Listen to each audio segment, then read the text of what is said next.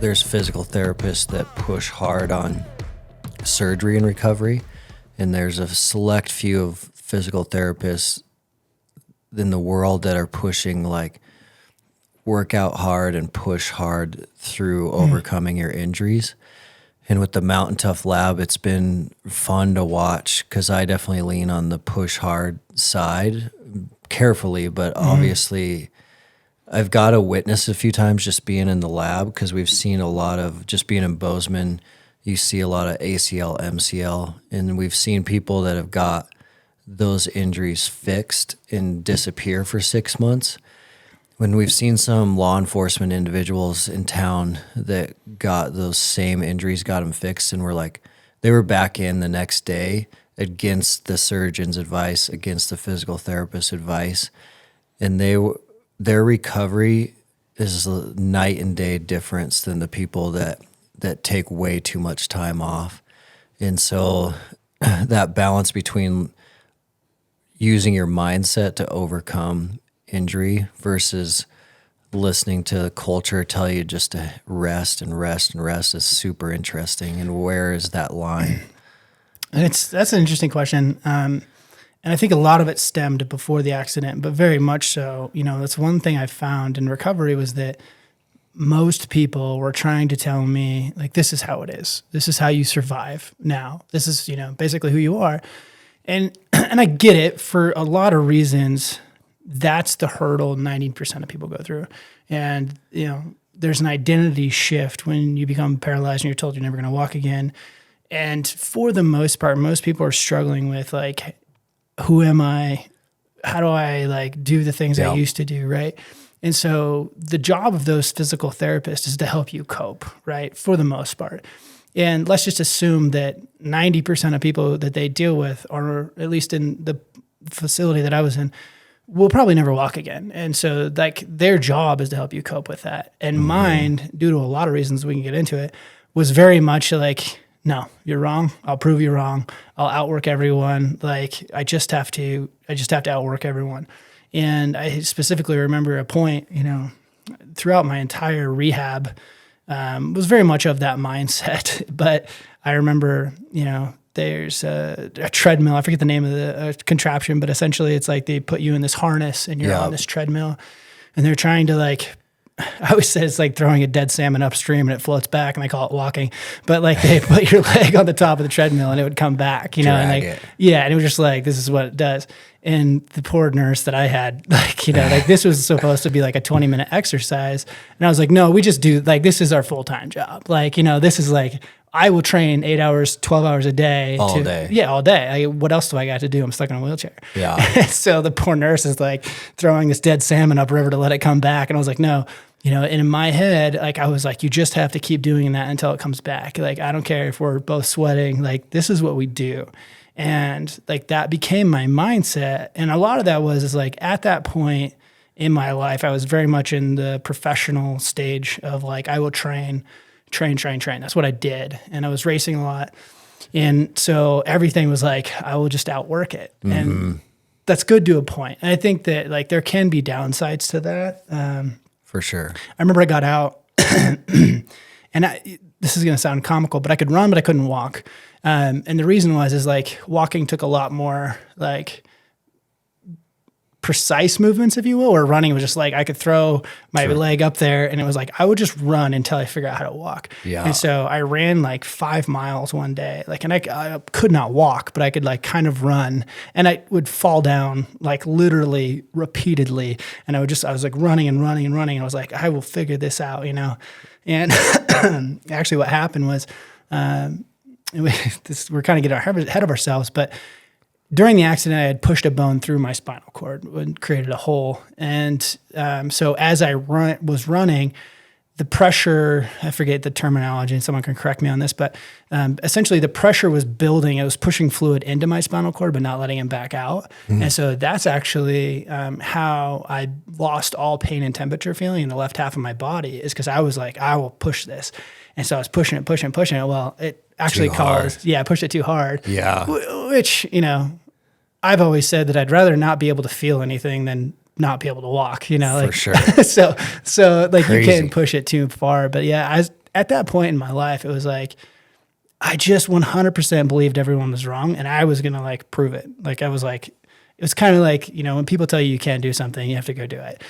And so there's two different mindsets you have to have, like you have to just assume, and it's like success. If you just envision success, you'll get there, right? Like it may take a long time, but you see, this is where we're going. This is the vision I have. And that's kind of how I was with recovery. It was like, absolutely not. You are wrong and I'll prove you wrong. Mm-hmm. And like, I just out for the world, for right or wrong. And it's like not a great, as I've gotten older, like it's not a great mentality to have all the time, but like definitely at that point in my life, it was like, no, I'll figure it out.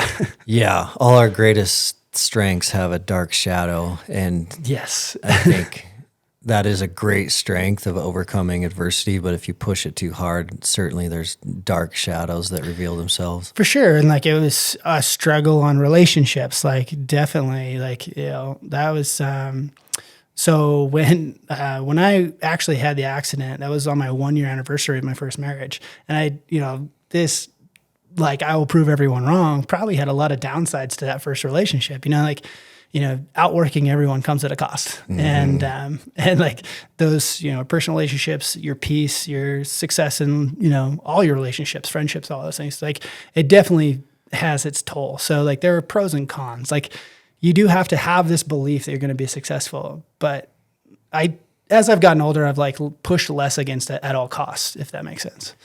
Did the I won't quit mentality come from your parents, from your upbringing? That's a good question. If I had to guess, it came from like an entire childhood of, like being smaller, being like not the best, or like just having to outwork everyone. Like if you go back, like I remember even getting into like football and stuff. Like I didn't get, I'm 6'1" now, but like obviously I wasn't until probably my senior year. And so like being a really small, like, but I was also the quarterback of the football team and like having to fight for those positions. So I think sports definitely started that funnel of like, okay, I'm just going to outwork people. And like when you aren't the most gifted in the field, you have to outwork people. Mm-hmm. And I think that's something you learn at an early age with sports, and it's the upside to sports. And like it teaches you like, I just outwork people. And, that's where it stems from. And then it kind of like, it's like that seed that germinates and grows, but you have to like figure out at what point you're like, okay, now I need to tone that back a little bit.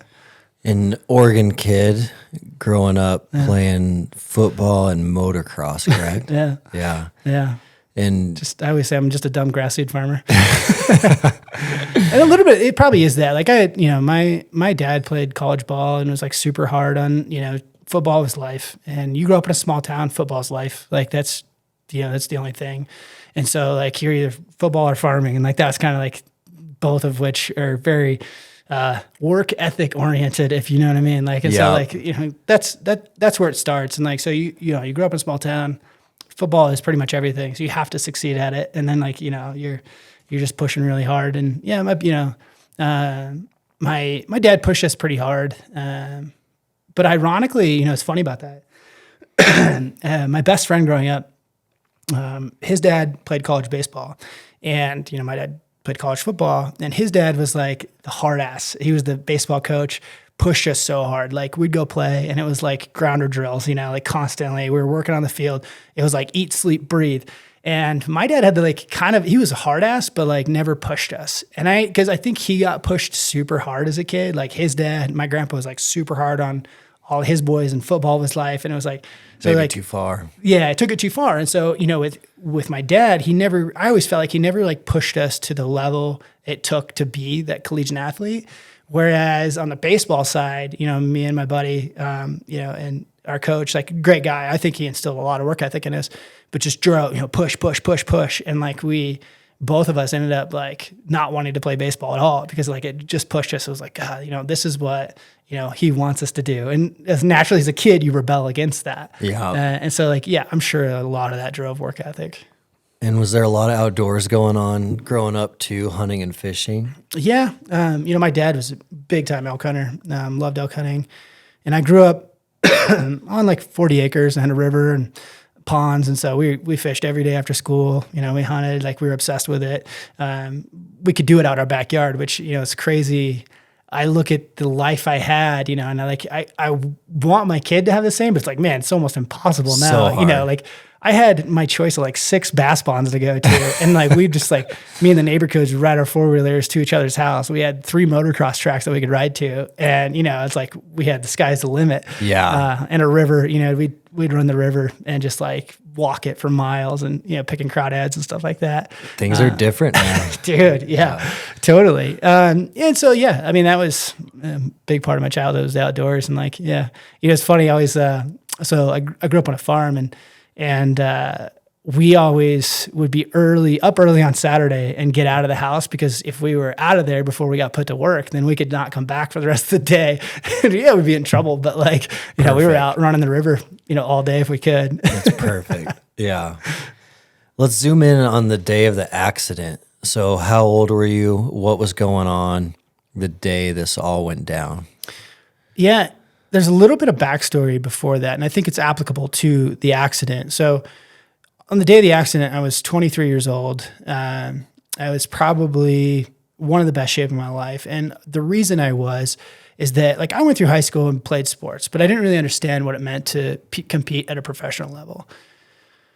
I raced growing up, but again, like local races and stuff. And then, so when I was probably 19 or 20, I started racing like on the national level, like in the work series and things. So it was an outdoor and kind of an endurance race, if you will.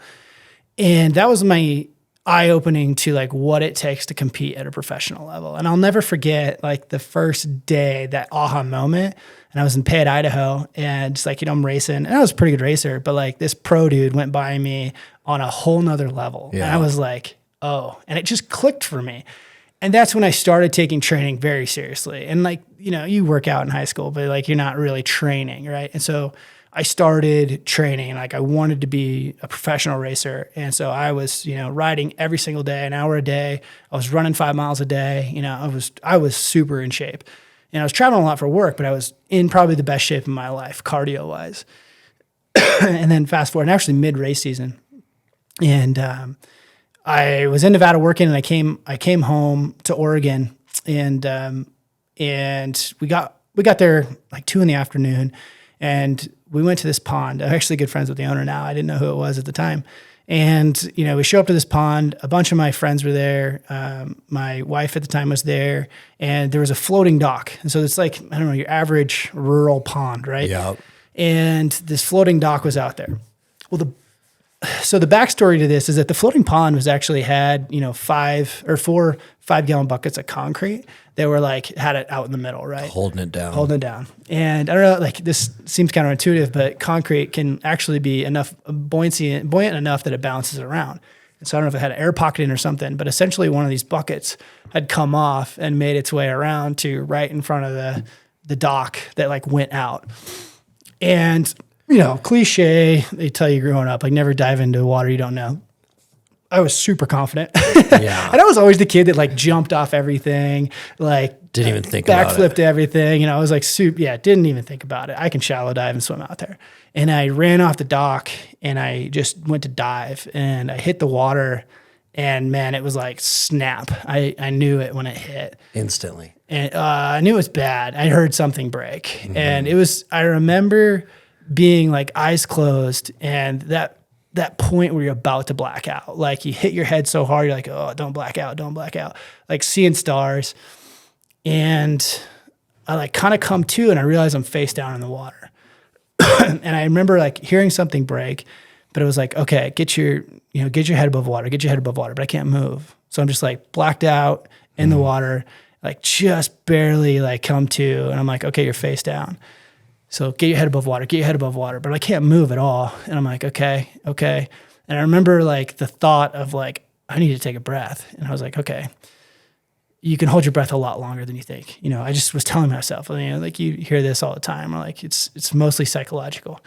And so I'm like in the water having this talk with myself of like, don't breathe. Like face down.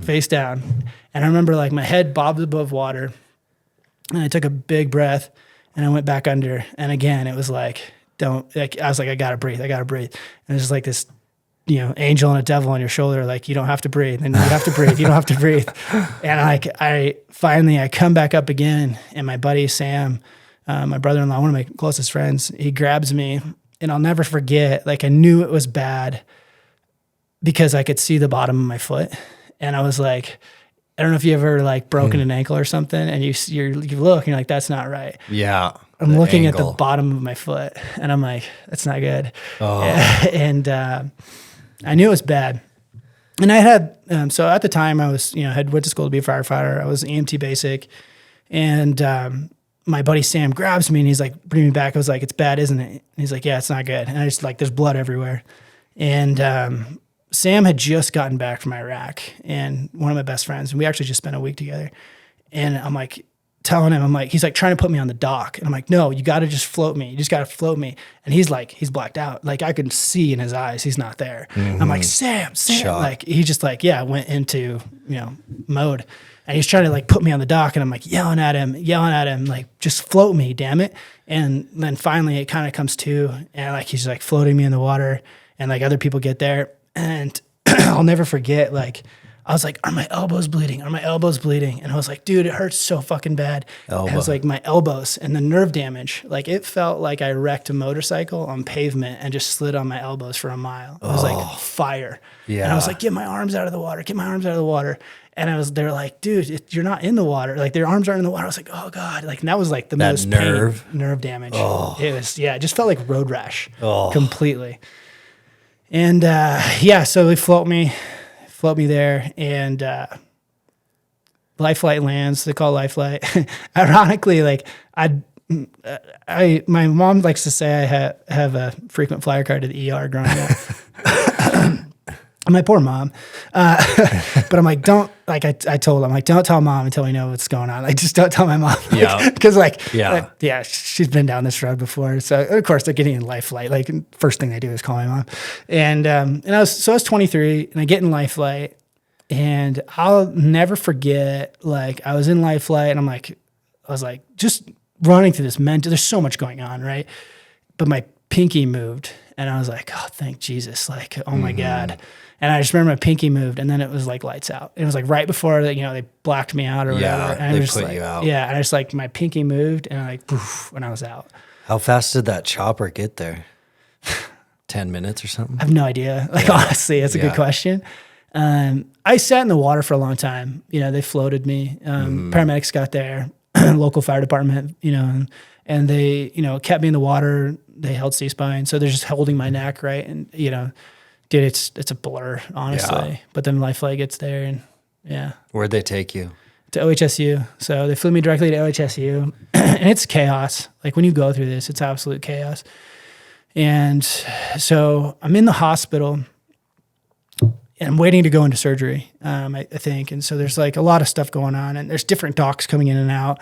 And I just remember, like, I was like asking everyone, like, hey, what's going on? Like, no one knows. Like, am I going to walk again? Like, what's up? And this doc came in, and I'll never forget, because the nurse was sitting there, and like, I have no family in the room. It's just this nurse. It was a very dark room. I don't even remember where it was, but this doc comes in, and I'm like, hey, what's my odds? He goes, well, you're never going to walk again, but we're going to do the best we can.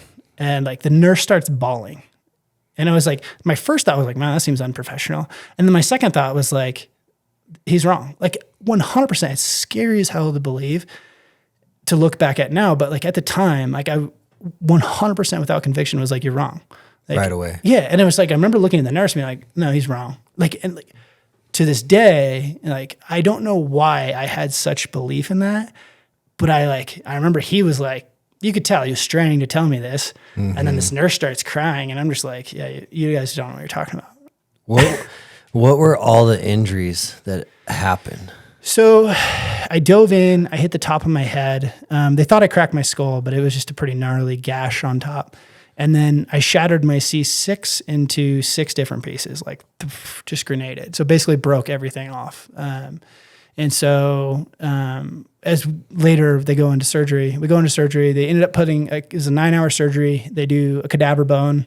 And a cadaver bone and then like some hardware. I call it my Leatherman. I'll show you pictures after, dude. It looks like someone left a Leatherman. Like it is like in your neck, in my neck. Yeah. Crazy. Yeah.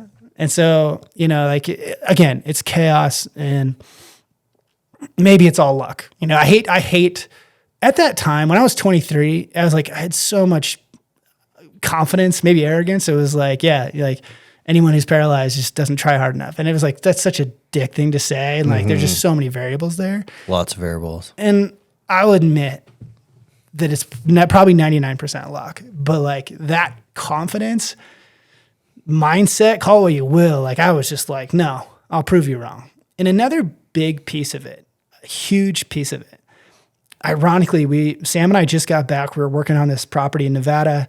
We were running this schoolhouse for some military project. And on the way home, we read The Talent Code. And The Talent Code was this book about why some athletes are great and some aren't. And it talks about the myelin and wrapping the myelin and basically creating, this, wrapping the nervous system to muscle memory, right? And so I had just read that book, and I was like bound in my head that this book could solve this problem, in that here I am laying in my bed, like my leg is a chunk of dead meat, but I will run through my head 1,000,000 times over how to move it until it works. And, I read the myelin code or the talent code, and it rang true, because in racing, like I would run through a step or a corner or a something 100 times to every one time I did it physically. And I thought that was like, so in my head for 8 hours a day, I could visualize, clutch, brake, like corner, inside, like, I visualize it over and over and over and over and over and over. And then I would hit the track for an hour. And like that, to me, I was like, that was 100% true. And I took that to my accident and said, like, I will figure this out. And so, I mean, you have a little bit extra time when you're paralyzed. So I was like laying in this bed, and I guess we should back up and say, when I got out of surgery, actually before I even went into surgery, I think like my hands came back. Now it was interesting because I couldn't pick up this bottle if it was empty. Like I could move, and I would like squeeze as hard as I can, like crush your finger, but it like couldn't be enough. It. Yeah, like it was just the craziest thing, because you would crush this pop can or whatever. Like no, you'd think you were crushing it, and like you couldn't even pick up the weight of an empty pop can. So arms are starting to work. But whole left leg is gone. Whole right leg's gone. Actually, at that time, both legs were gone. So both legs were gone, and it was probably a week before the left leg started doing anything. And then the right leg was it was dead weight. Yeah. And it was like, but like maybe it's graduating, like, oh man, I got my hands back. Like it's coming, it's going to happen. And there's that confidence, right? And then like a week later, like the left leg, you can kind of move, like not really. But that right leg was like, I was convinced, like there was a time where I'm like, I don't know if this is going to work, Nothing happening. Nothing. It was just dead. Like I remember, I laid in bed a lot, and like throughout the day. So I was at Rio, which is the Rehabilitation Institute of Oregon. I would lay there, and like you have workouts throughout the day and stuff, but most of the time you're just laying there, and I was mentally just trying to figure it out.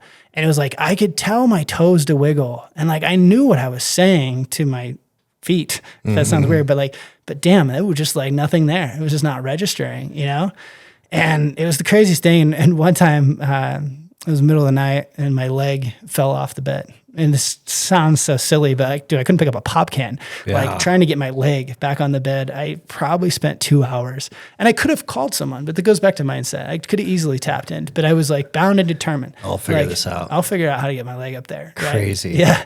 And simple things like you'd get cards, like get wild cards or whatever. And it would take me an hour to put a card like on this board right here. But like, I was like, what else I got to do? There's nothing else to do. How long were you in the rehab center? About a month, a little over a month. But yeah, so you're just there, and you're trying to like, again, you get there, it's a wicked place. So the day it happened, there was a dude in the room next to me. I don't know how often this happens or not, but the dude next to me, same exact injury, same thing. And I remember being in the ER. This is like ER, not even rehab. he's like cussing everyone out. He's just pissed at the world, like throwing shit at nurses. Like he's going on. And, you know, I'm just like, you know, it is what it is. Like, that's like, we have to solve this problem. Like being mad doesn't help me. I just have to figure it out. And like, those are the two reactions. You know, you can get mad at the world and cuss everyone, or you can like figure out how to way to solve it. Negative versus positive. And I went through this whole thing with him, you know, and I just don't know his name. He doesn't know who I even exist, but he's on the circuit today. And he, like, last I heard, you know, he talks to people about this and whatnot. And I was like, nothing against him. I just always found it interesting that like his behavior and his like mentality to it was, you know, like he just accepted that, you know, like he didn't. He went through this phase of anger and then he just like gave up. And I watched him in rehab just give up. And then now he's trying to help, you know, everyone has their own journey. Just not walking again? No. Wild. Yeah. That's wild. Yeah. And I was the guy in rehab, like, I don't remember. There was probably a dozen people there that were in a version of where I was, like obviously at different paces, different phases. Mm-hmm. But I was like, this is a training center. Like this is the new training center. And we got 8 hours, 10, 12 hours a day. And this is what we do. Like, congratulations. Like, gym time. It's gym time. This is what we do. And no one there. It was like the most depressing place I'd ever been in my entire life. And for good reason, like nothing against people. It's really hard. And most of them are probably not going to get better. But man, it was the hardest thing was like overcoming your surroundings. Like it's one thing. If you were surrounded by positive people, motivated to crush it, you're going to crush it. But for me, the hardest thing in the world was like, I'm surrounded by people who are just on there, like they're coping, dude. Like they just weren't even trying. Like, and it was like, no. And even, you know, nothing against the people that work there. Like I get it. I understand. But at the same time, they're just trying to like get you through, you know, coping. And I'm like, no, we train. We train now and we train tomorrow. Yeah. We train every day. And like, I remember this one lady, she's like telling my wife at the time, she's like, okay, you can't, you know, he's going to do this and he's going to want you to get things for him. And I'm like, you don't know me. Like, no, refuse. And so like a lot of that was the mindset, you know, and just like going into it, I was like, I believed I was going to get better. And I've talked to a few buddies over the years that, you know, have had traumatic incidents. And I was like, I don't know how, but you have to 1000% believe. You have to be pot committed. Like it's your everything that you will get better no matter what. Like you can't let a single doubt in your mind, and maybe it will work or maybe it won't. The result's kind of going to end up the same, right? So you might as well just believe 100%. Go for it. Right. It's wild you had that mindset at 23. False confidence. It's wild. 23-year-olds have a lot of false confidence. And to stay positive through all of that is pretty amazing. And there's downtimes. Like I don't want to like make it rosy, dude. There's dark times. Like the darkest time I ever went through was actually fairly easy when you're there. This is what you do. You have a job. You know, it's like anyone who's worked out of town is like, okay, I'm here to work and that's what I do. I felt the same way about rehab, but when you get home, all of a sudden everything you can't do, like mow the yard, like work on stuff, everything's a disaster. You've been gone for a month and a half and you're just like, now you can't do anything. You know, like that's the hardest part. Was your right leg still completely numb and out of commission when you went home? Yeah. So then it's recovery on your own. It's on you. No help. And there's like, I mean, yeah, I wouldn't say it on you. Like you have physical therapists. Like I was out of the basically full-time care and into like seeing a therapist 3 days a week and a physical therapist 3 days a week, going through those processes and things like that. So are you in a wheelchair now? Yeah, at home? Wheelchair, yeah. And you're just getting rides into PT a couple days a week? Yeah. And are you training at home? Yeah. Yeah, doing whatever I can. Like, it's just like your full-time job. Funny story, though. So I was there, I don't know what the dates were, probably 20-some days.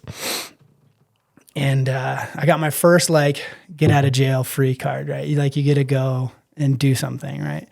And you're supposed to not, like, it's in Portland, Oregon, and you're not supposed to be, like, more than 30 minutes away. So my team, so I was, like, racing, and we had a team, and they were racing, the work series was in Strataline, Washington, like 6.5 hours away. And so, like, of course, we break out that day, and my wife drives me 6.5 hours to the race. To watch them. To watch. And, like, I roll in, which was, like, it was It was a good and bad. It was an interesting point and everything in my recovery as well. So much of my identity was like, I'm a motocross guy. Like, this is what I do. And like, you roll into the races, and like, I rolled up mid pro race.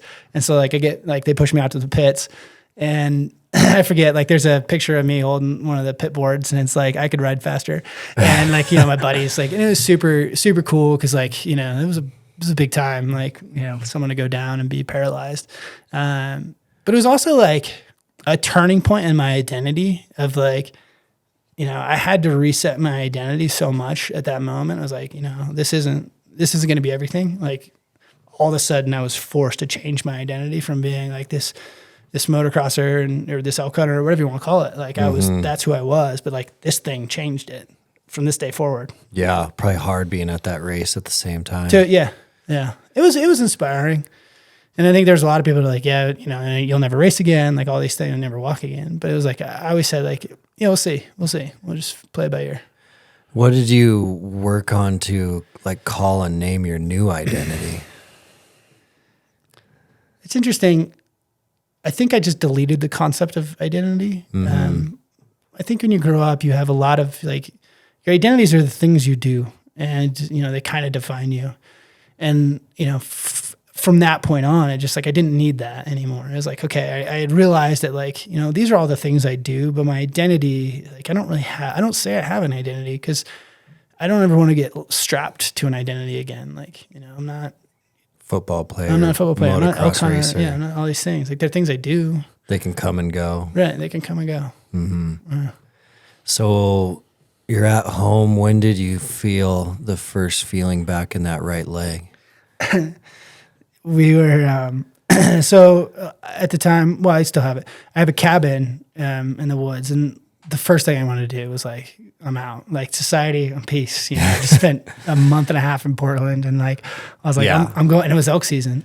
So my accident was August 1st, and I get out, it's like September 10th or 12th or something. And so I'm like, I'm going to the cabin, and I had a couple buddies with elk tags. Obviously I couldn't even pick up a bow, let alone pull one. But I was like, I'm going to elk camp. And so I went up to my cabin, and I spent another month at the cabin, like just kind of being camp cook and stuff, and like doing that stuff. But we were on our way there, and one of my right toes wiggled. And I was like, I didn't do it. It was just like, it did it. And I was like, ha, game on, like, and so like, and I couldn't do it again. I couldn't repeat it. And I was like, game on. Like, just a little there. wiggle. Yeah. And dude, ironically, it was funny that season, we had crutches. So left leg was working by that point. I was still super weak. And I'm sure doctors are like shaking their heads, but dude, we were chasing elk, and I'm holding on to my buddy's pack, and like, we're just bombing through the woods. And like, there's probably a lot of recovery and like just being in the woods at the cabin, doing those things. It was a good, it's a good like reset for me. Yeah. And so that was, but that, through that was the first like, okay, inkling. And then it was like tons of physical therapy. And so I get back, it's probably October. And I figured out I could run, but I couldn't walk. And a lot of that was probably bow season, like trying to run around. Like, we're just like getting over logs and stuff. Mm-hmm. And bad idea. Like, I could have fell and like just ended everything. But yeah, by that point I was out of the wheelchair. I was kind of on crutches because I had one leg. And so like, I basically figured out I could run, and I was like, okay, I can hobble kind of. And I was like, I'm just going to force this. And we had like talked a little bit about the downside to forcing those things. So what happened when I rewired, I always call it rewiring. So I'm going to look at it as mechanical terms and say like, basically my wiring harness got burned up, and I put it back together like a 17-year-old, where, you hit the bright switch and the wipers come on. Yep. So there's a little bit of that. So still to this day, I haven't tested this in a long time, but my glute and my psoas actually fired backwards. So when I would walk, I forget what it is, you might know, but it's glute, psoas, push pull essentially. Yeah. And I started using them backwards. And so that's why I would get fatigued really quickly, because obviously the muscles aren't designed to do that. Yeah. So like, it was glute, psoas, and whatever. So it's backwards. So I rewired it backwards, but I just pushed through it. And I'd rather walk and do it wrong than not walk. At least you're walking. Right. And so I got to this point where I was like, I felt good. I was like running and then, I was pushing myself. I was like, oh, beat this thing. And then I started losing my sensation. I was just getting this weird numb feeling all through my left side. Nerve damage. Like it was the pressure in my spinal cord. I was building it up too much. And so they're like, yeah, you got to tone it down, like, or else we're going to have to go back in and put a stent in your spinal cord because you got to relieve the pressure. Yeah. And so it got up to my armpit and then kind of receded back down to my hip where, my left leg was no pain or temperature, which was like whatever. And so we met through whatever. I don't want to say the doctor's name, but like met this doc and he's got this electroshock therapy. It's like this new thing. It was in Arizona and like they're like doing all this fancy nerve work, right? And so I'm like, cool. So this is January. Accident happened in August. By December, I'm running. I can run a mile at this point. I'm like, hell yeah. I can't feel water or pain. I could stab myself with a knife, but I'm running. Mm-hmm. And I go into this like electrotherapy experiment and they hit it once. And essentially what it is like they strap a dog collar to your head and the back of your leg, right, to these muscles. And the idea is that, imagine a freeway, and if the freeway broke, essentially you could take this off ramp and come back onto the freeway. That's how it was explained to me anyway. Maybe there's someone who knows more. But they hit this shock, and I couldn't hardly walk again. I was like, yeah. So I go back, and they're like, no, you have to go backwards to go forwards. And I was like, and I did this 3 or 4 times, and I couldn't run anymore. I was struggling. I was like, no. And like the whole time they're super into this like pain and temperature. I'm like, who cares? Like, I just want to move. I'd rather walk than feel pain. And so I was just like, no, we done. Like this is I'll do it the hard way. And so then it took another 3 or 4 months to get back to where I was in December. And so maybe that technology has come. I'm sure it has. Like, yeah, there's a lot of those things that have advanced. Right, but it felt a lot like. Here was this kid who figured out how to walk again, and my new thing, I could bolt on to that. Yeah. And I was like, no. Yeah. Yeah. So, especially with it causing negative impacts. Yo, yeah, dude, it was a light switch that it was like, oh, I could walk bare. Like it was just like, it was a noticeable difference between when I went in that office and when I came out. And I was like, great, it may be good. But I'm not a test dummy. Man. Well, I even remember when you were in the lab testing preseason prep, the first program, that was like 2016, 2017. And I remember your glute and psoas firing backwards. Mm-hmm. And I remember every now and then, like your whole leg just shutting off on you. Yeah.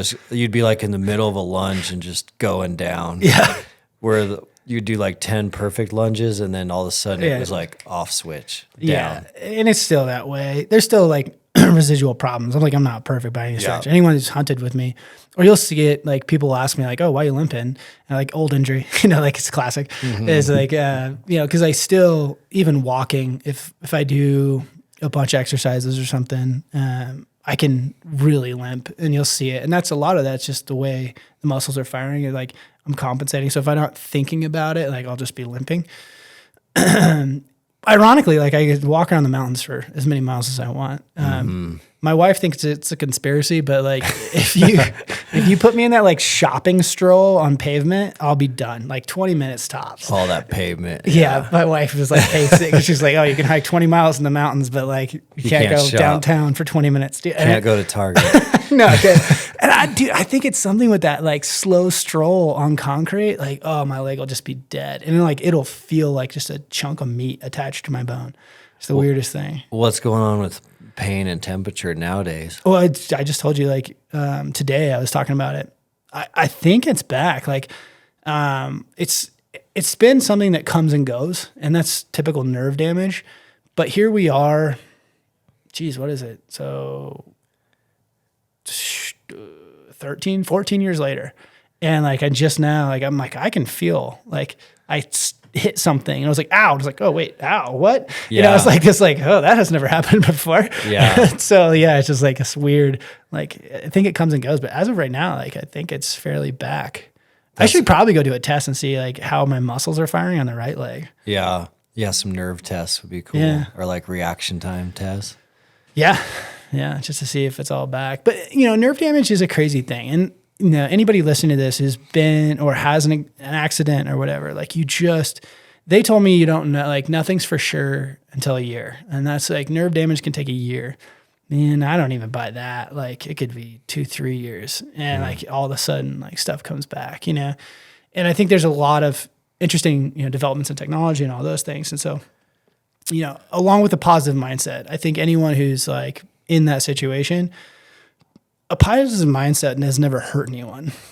But I also think that like, you just don't know, like it could be 2 years later and you work on something for 2 years, which sounds insane, but you work on it for 2 years and all of a sudden like it starts to come back. Like it's just nerves are so crazy. Wild. Yeah. Have you ever ran into some of those original docs or nurses? No. That would be wild to see those guys. It's funny.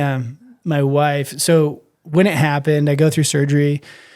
The surgeon was awesome. And I talked to him, like the week after or whatever. And he's like, yeah, you probably have to come back in like 10 years to get it redone. Well, 10 years comes up and I'm like, I don't feel any different. So I'm not going to like, I became very like anti-doc, right? Yeah. Not right or wrong. And my wife, works in the hospital. Her dad's a doc. And so like, they were very much like, you need to go see something. I'm like, if it ain't broke, don't fix it, And so we just went back last year and thankfully I got a doc who was like, yeah, if it ain't broke, don't fix it. Just so leave it. Yeah. Leave the But it always Leatherman makes you alone. nervous, man. Like, okay, it's just coming back up again. I know. And it'd be nerve wracking to have them cut back into your neck again. Yeah. Yeah. It's a full cadaver bone. So it's all the way around. So I don't know what they got to redo. Oh. So looking back on it now, do you attribute the majority of your recovery to mindset? I would say yes. It's hard for me to not discount luck at, knowing what I know now. And like, I don't want to sit here and say like, it's all mindset, but I would probably say the majority is mindset. I think being 23 helped. Like if it happened to me now at 36, like it would be a totally different story, I'm sure. Being in amazing shape helped, like I was at peak performance and that is never a bad thing. Yeah. But it's a combination of all of those. And one of my buddies said if I ate blue M&Ms, it would help too. So I tried that. Well, you got to think now that if you would have went through that same experience negatively in thinking there's no chance, that would lead to a lot less training, a lot less PT sessions, which would make the chance of luck showing its face 100%. much more difficult. 100%. Yeah. Because the more you would rely on the wheelchair, your leg's going to atrophy. Yeah. So that mindset is a game changer. Yeah, and I think there's I think the power of your mindset, this Wim Hof thing and like just believing it is super powerful. And I think that a big reason, like call it, voodoo magic, but me laying in bed for 5 hours a night, envisioning my toe moving and like going through that exercise probably did more than throwing my leg up a treadmill and having it come back, right? Like, I believe that mental exercise really helped. Like I was trying to do it. I was trying like just constantly. And I was like, if I just think about this, if I just in my head try to move it 1,000,000 times, eventually it'll work. Like, dude, every moment I was just like, I gotta, do them. So even on, let's say a torn ACL, I do believe that going through the mental exercise of like, there's power in like mentally moving your limbs, right? And being like, okay, this is the action versus, just saying like, okay, I just got to wait another year and it'll be better, like doing what you can. And like, you've seen this too. Like if I was paralyzed, I was on the bike. Like I was doing the upper exercise, like an hour a day. Like I was like, I'm going to train this side because it's going to help that. And I don't have the science to prove that, but like 100%, I'd be on the, the hand bike and just like in my wheelchair, like I'm going to get after it. That's a big thing we've seen here is that someone will have like a left calf injury and take some time off training versus someone who has a left calf injury and trains every other muscle group. And that person that's training every other muscle group while letting that injury rest is so far ahead. And I think a lot of that is mentally. They're keeping their routine. They're still training at the same time every day, even though they're resting that injured part of their keeping body. that habit. Yeah. The rest of their body is not going into atrophy. And then the mental benefits of just like they're pushing, they're doing a hard thing every day. They get that endorphin rush after the workout. It's like they're just adapting, overcoming, training around that injury. It's a game changer for sure. Yeah, totally. I mean, we were just talking about this, like during season, I tore something on the bottom of my foot. And so like usually I run all winter. And so I've been just like, I got to do the bike, like I gotta let it heal, but how can I let it heal? Just jump on the bike. Like I have no excuse not to like work out. It's just, I need to be doing something different. Obviously I can't run. I got, like whatever I got going on, I got to let it heal, but riding a bike's low impact, right? Yeah. And you can do that. Adapt. Yeah. So what does your fitness journey look like now, and what is your view on fitness now after going through that? It is interesting. If we go all the way back, it was like when I decided to take this like pro athlete approach, it was like I was like all fitness, like train. And, there's a mentality in racing that's like race day should be your easiest day. And I think there's a lot of truth to that. Like, and you do an endurance sport, you need to be like, that's your day off essentially. And that was very much, even after my injury, I was very much in like train. And then, it was into lifting and I was like, just get jacked or whatever. And I actually went to this spot in that journey. And it was probably about the time we met, honestly, when I was like, this is like building a sandcastle. Like I had got jacked or whatever. And then I got to this point where I'm like, God, if I stop for a week, it feels like it's just gone. I was like, there's no point. So like, classic, you're married, you got kids, like it's hard to like stay motivated to want to be jacked, especially when you view fitness as a sandcastle. And it was like, for me, it was like, I just went through this phase of like, whatever. I had, let's just say in my early 20s, the mission was train for racing. Late 20s, it was train for hunting. 30s, I figured out that like I can pretty much last any, like I have a long season and I can make it. Like my mental toughness is like, I've developed my mental toughness enough that it'll outperform my fitness anyway. Mm-hmm. And so like, I wasn't in a hurry and it all felt like a sandcastle. And then I was like, in the last year, maybe I'm getting old, maybe it's a midlife crisis, but I view fitness as like, I want to be able to go elk hunting when I'm 70. Longevity, 100%. Yeah. And I realized, and it's like, when you're 28, when you're 32, like you can stop working stop working out for the winter and be fine. I could like 60 days before season, like let's grind, let's pump it back.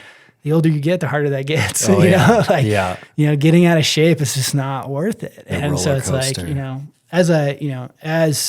hopefully, I guess my kids are still super young, but like as the kids get a little bit older, it's like, I view fitness as like longevity, performance. Like I'm really into stretching, like lifestyle. I would have made fun of myself for like stretching. Right. And like now it's like, I want to be able to do the things I love for the longest time I can. And so like, I look at fitness as like this journey of like, in the early days, you're just trying to get jacks and get girls. And then like, you kind of go through this phase of like, it doesn't matter. And then you look at it as like, there's a longevity approach. And if you don't use it, you lose it, and it just gets harder. And so you realize as you get older is that the routine and the habit are the most important thing, that you don't want to give up the routine and the habit. Like even if you do a little bit every day, like that's far more important than not doing anything and be able to cram for the test. Like, when you're in your 20s, you can cram for the test. You can like get ready before season. The older you get, the harder that is, and like, to me, it's like, okay, I realize that if you want to be successful, if I want to be a successful elk hunter in my 70s, it's going to require like basically just staying consistent until then. I love seeing that too. When you see a guy just crushing at like 58, 68, like up on the ridge, that's the coolest thing ever. Yeah. And maybe it's a Bozeman thing. Cause like this place is freaking full of like 75. I'm like, I'm doing a lap or a Baldi lap and like some 70-year-old's passing me. And I'm like, dude, it's nuts here. It is nuts here. Yeah. What about going through that whole journey? Have you thought about the approach you'll take with your kids and your family now? You had the coach that pushed really hard. You had the dad that didn't push quite as hard because he'd been pushed hard. Yeah. And then going through that recovery process, what angle do you think you'll take with your kids? That's a really good question. And I don't know yet. Like, I don't know where I'll be. My philosophy as a parent is my job is to help them get through the hard things, not to hide them from it. Mm-hmm. You know, all of the super crappy things that have happened in my life made me who I am, you know? And so I hope to help them manage those situations and not avoid them. Having said that, I would never wish, you know, a child to be paralyzed or anything like that. Like, obviously, like there's a line there. But at the same time, like, even though I like was kind of the rowdy child who did crazy things and ended up almost like too far, I don't feel like it's good to keep my kids from that. You know, my kids, you know, he's going to be a little, like, he's a mini me, like, great, here I go. And it's like, you know, my wife is very risk averse. And so like, I let him do dangerous things safely. You know, I try not to be like, you know, like let him do whatever. But at the same time, I'm like, okay, here's how you could do dangerous things safely, you know, and like, there's a line to it. Like, don't push it. Yeah. You know, I probably didn't have that. Like, I was always just trying to push the limits to impress people, you know, and I hung out with a bunch of kids that were older than me. So I was always like the wild one. You know, who you grow up with has a big impact on, you know, how you turn out. And so like, I try to surround my kids with, you know, people who are going to curate him, right? Like, I'm one piece of that puzzle, but I can't be the only piece. Like, you're not the average of the one person you hang around. You're the average of the 7 people you hang around. So like, I try to like help my kids like navigate that path, but whatever do they want to do? Like, my wife is, you know, she's a skier, mountain biker, those type of things. And so she like wants her kids to do those things. I don't even have a huge desire to push my kid to do motorsports, but I just kind of know it's coming. Yeah. But it's like, you know, whatever they want to do, like, I want them to spend their first, let's say, between 12 and 25 pushing the limits, right? Like, you need to like see what you're made of. That's how you develop that mental toughness, is by pushing outside of your comfort zone, right? Like, being the best. Like, I want you to be well-rounded. That can come later. Like, you can like push and understand what it takes to operate at a high level, because once you come back down off that, then you have the ability to do whatever you want. Mm-hmm. Yeah. Yeah, you're well-rounded and ready for any passion you might want to pursue in your life, with like the mindset to tackle any obstacle. And, you know, even did this, like this past weekend, like this kind of extreme. I don't know if you're supposed to do this, but whatever. Maybe I'm a bad parent. I took my kid snowmobiling. It was, you know, 15 degrees, blowing sideways, and like, we had a couple meltdowns, you know, and, like, and he's riding. It was gnarly and cold and whiteout, you know, and you know, I know that my job is to balance that line between pushing them and helping them get through it, but also keeping them like in a safe, and like, I don't want to push it so it's not fun. So like, you know, my kid's 3 and we go out and he's like, you know, a little bit of a meltdown, like, you know, just, he's overwhelmed. He doesn't know what's going on. Right. And so like, we build a fire, and like, that was kind of the day. It was like, we'd go a little ways and we'd build a fire. Yeah. And like, he wanted to go home and all this. I'm like, I understand, buddy. Like, I know you're like, you know, what's scaring you right now? Like, what makes you nervous? Like, and so like, we just had to come back to like, here's what feels comfortable to him. And like, let's find that comfort spot. And so, but you have to push it, right? Like, it's good for him to go out at 3 and push his limits a little bit. It's scary and it's hard, and he worked through it. And then we come back, and you know, it's like this like testing. Yeah. Versus like, okay, buddy, you're scared, like, you're cold, and I get it. Like, let's go home. Like, he may never want to push it again, but like, for him to push it and succeed and get back. And then like, we kind of like debriefed on it. Like, we get back, I was like, man, that was super fun. Like, wasn't that scary? Like, yeah, but you worked through it, you know? And he's like, yeah. And then he's like ready to go again, you know? It's awesome. And so it's like, you gotta put them in those hard situations to help them see what they're made of. Again, maybe people are like, he's 3, but like, and then work backwards. And then, you know, like, I don't know, maybe the tough love thing works. Like, just put them in a hard situation, let's figure it out. But like, for the most part, my theory is that he's not necessarily scared because he's cold or because whatever.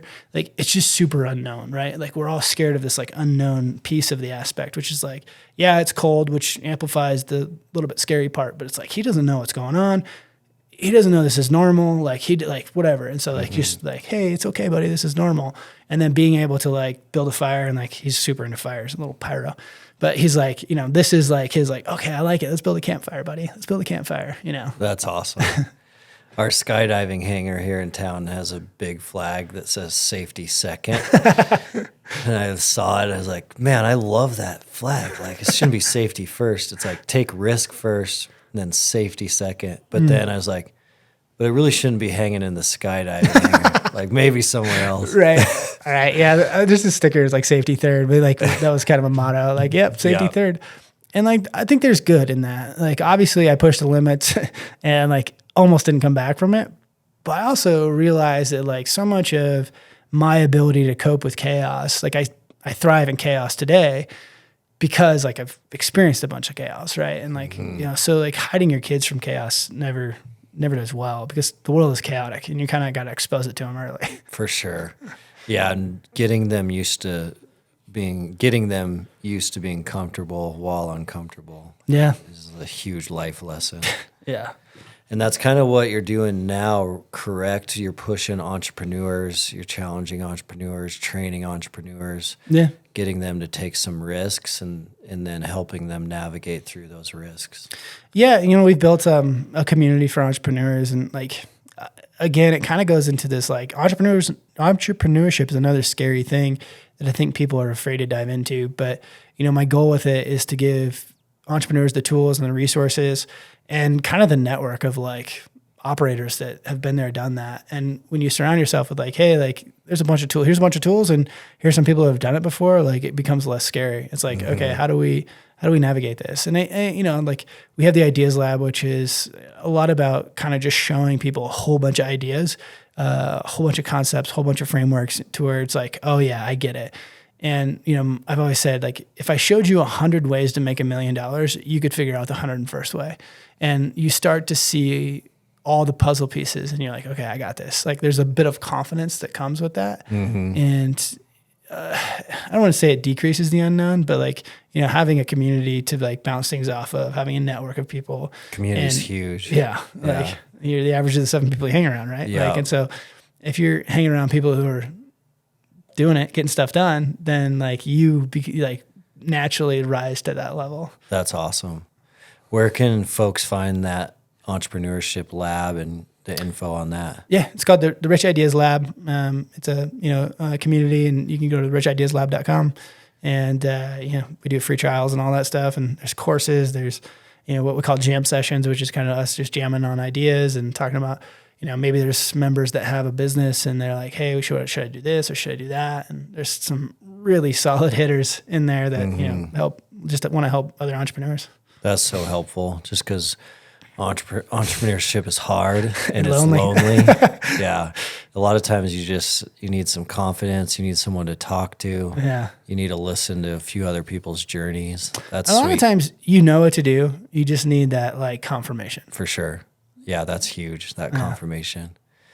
Well, thanks, man. Appreciate you swinging by the lab today and getting a workout in. Amazing. Yeah, Dustin crushed me today.